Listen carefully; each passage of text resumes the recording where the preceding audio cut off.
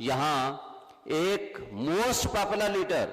عمران خان کو آپ میڈیا میں نہ اس کا نام لے سکتے ہیں، نہ اس کی تصویر چلا سکتے ہیں، نہ اس کی تقریر چلا سکتے ہیں۔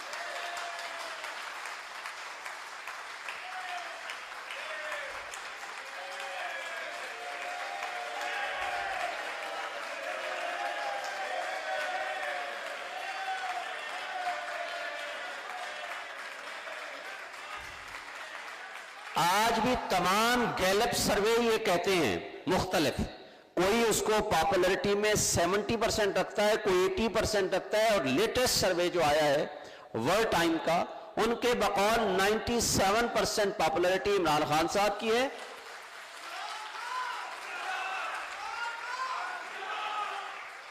اینڈ 1.6% نواز شریف صاحب کی ہے، اور 0.7% زرداری صاحب کی ہے۔ اور مجھے بار بار کہا گیا، میں بس 1 منٹ میں اپنی بات ختم کروں گا، بس اس کو سیاسی نہ بنائیں پلیز۔ اب کہنے کا مطلب یہ ہے کہ جو شخص فیڈریشن کی علامت ہے، آپ اس کو کہتے ہو کہ اس کو آپ نہیں دکھا سکتے، لیکن پھر بھی ہم کہتے ہیں ہمارا میڈیا آزاد ہے۔ حامد میر صاحب کے علاوہ سب کہتے ہیں میڈیا آزاد ہے۔ اب آگے ہمیں اسٹرانگ انڈیپینڈنٹ بینچ اینڈ بار کی ضرورت ہے۔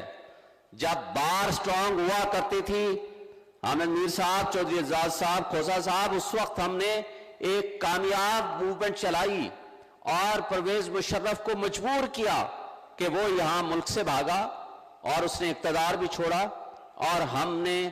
Role of law, supremacy of constitution and independence of judiciary کے اس سلوگن کو کامیابی سے اپنی تحریک کو کامیاب کیا۔ اور آج ہم یہ بظاہر یہ کہتے ہیں کہ جناب بالکل آئین بھی موجود ہے، لیکن اس کے ساتھ ساتھ حامد میر صاحب نے بھی آپ کو کہا 2 صوبوں میں غیر آئین اس کے بعد اور الیکشن نہیں ہو رہے۔ میرا ان کے ایک شو میں جب انہوں نے کہا الیکشن تو نہیں ہو رہے، میں نے کہا جی میں جاؤں گا پٹیشن فائل کروں گا، اس وقت میں صدر تھا اسلام آباد ہائی کورٹ بار کا، الیکشن انشاءاللہ ہم کرا کے دیکھیں گے۔ انہوں نے کہا اچھا دیکھتے ہیں۔ الیکشن کے ہم نے 2 فیصلے بھی لیے، لیکن جوڈیشری بھی پیچھے ہٹ گئی، طاقتور لوگ آگے آ گئے، اور اس کے بعد ہم الیکشن سے پیچھے ہیں۔ آج وفاق میں جو سچویشن ہے، کہتے ہیں کہ جی ہم نے بڑا جناب تیر مار لیا، $1 بلین لے آئے۔ بھائی اس انجام کو کس نے پہنچایا پچھلے 1 سال میں؟ باجوہ ایکسٹینشن ڈاکٹرن اور لوٹا کریسی نے اس لولی لنگڑی جمہوریت کو سو کارڈ ہمارے اوپر مسلط کیا اور ہمیں ڈیفالٹ کے قریب چایا۔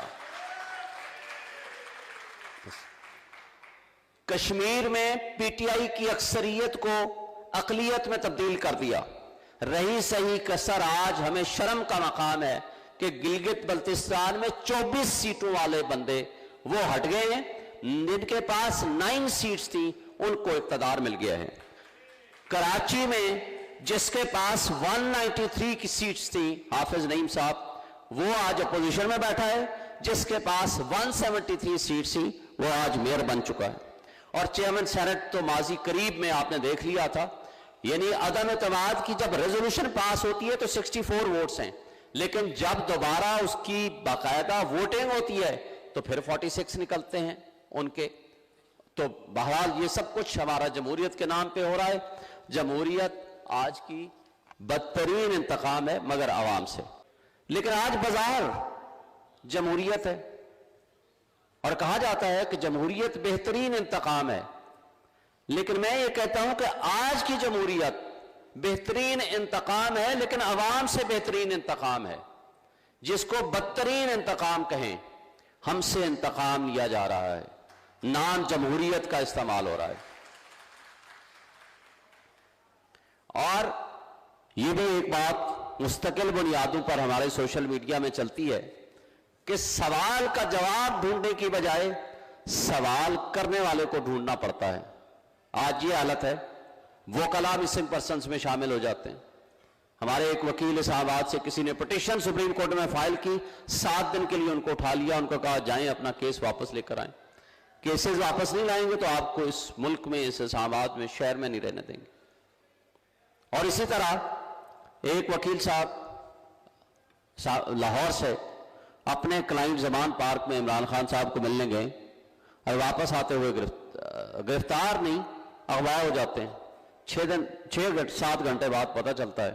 اور پھر سبسیکوینٹلی اتنا شور شرابہ ہوتا ہے تو ان کو ریلیز کر دیا جاتا ہے۔ ان کو کہتے ہیں کہ آپ بتائیں آپ وہاں کیا کرنے گئے تھے، اور جو ان کو ملنے جاتا ہے وہ باہر آ کر کے گرفتار ہو جاتا ہے یا مسنگ پرسن میں شامل ہو جاتا ہے۔ اور ہم کہہ رہے ہیں بڑے جمہوریت پسند ہیں،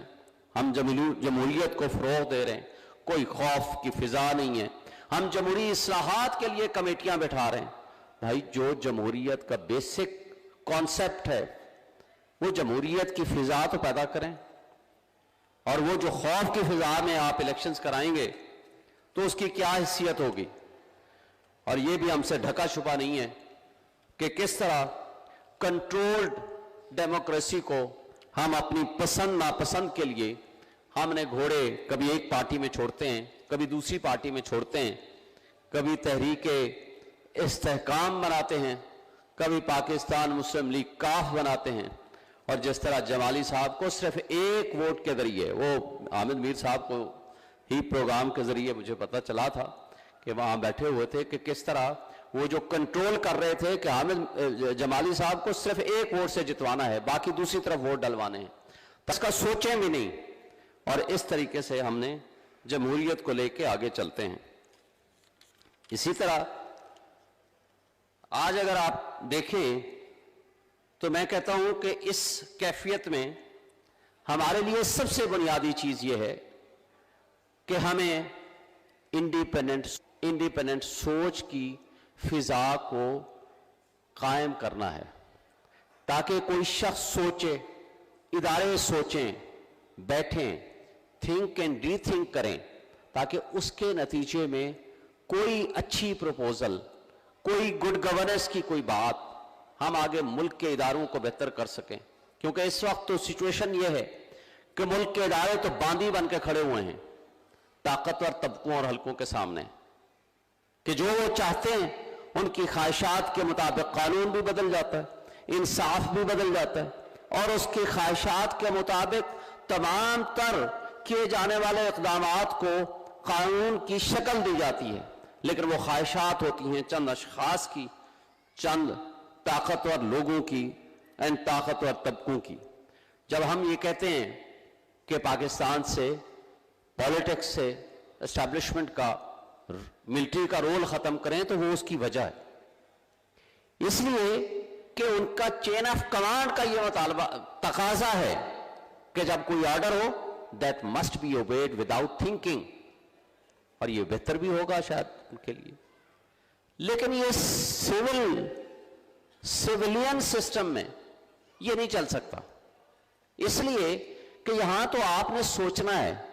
بہتری کے لیے سوچنا ہے، یہاں غلط بات کو، غلط کام کو آپ نے ڈیفائنس بھی کرنا ہے، ریفیوز بھی کرنا ہے۔ جب تک آپ ریفیوزل کا نہیں سوچیں گے تو پھر آپ کوئی اچھی چیز اس سے برآمد نہیں کر سکتے۔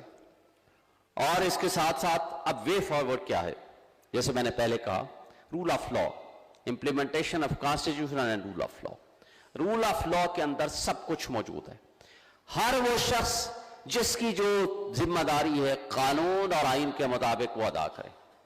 کوئی غلط کام نہ ہو، جو جتنا طاقتور ہے وہ آئین اور قانون کا پابند ہو، جو جتنا کمزور ہے اس کو جو پروٹیکشن آئین اور قانون کے مطابق ہے وہ ملنی چاہیے۔ پولیٹیکل سٹیبلٹی تبھی آ سکتی ہے جب آپ اس خوف کی فضا میں الیکشن نہیں کرائیں، فری اینڈ فیئر الیکشن کرائیں، آئین اور قانون کے تابع رہ کر کرائیں۔ حقیقی جمہوریت وہ موروثی سیاست سے الگ ہو کر ہوگی، حقیقی جمہوریت موروثی سیاست سے کبھی نہیں آ سکتی، اور اس میں کوئی شک نہیں، جہاں اکنامک سٹیبلٹی کی بات ہوتی ہے اس کے اوپر یہ سارا ڈیپینڈنٹ ہے، اور اس کے ساتھ ساتھ ہمیں اوورسیز پاکستانیز کا ٹرسٹ ہم نے حاصل کرنا ہے، ان کو یہ یقین دلانا ہے کہ پاکستان میں آئین موجود ہے، قانون کی حکمرانی ہے، یہاں انصاف کا بول بالا ہوگا، اور جب تک یہ کنڈیشنز ہم فلفل نہیں کریں گے ہمارا پاکستانی بھی یہاں سرمایہ لے کر نہیں آئے گا۔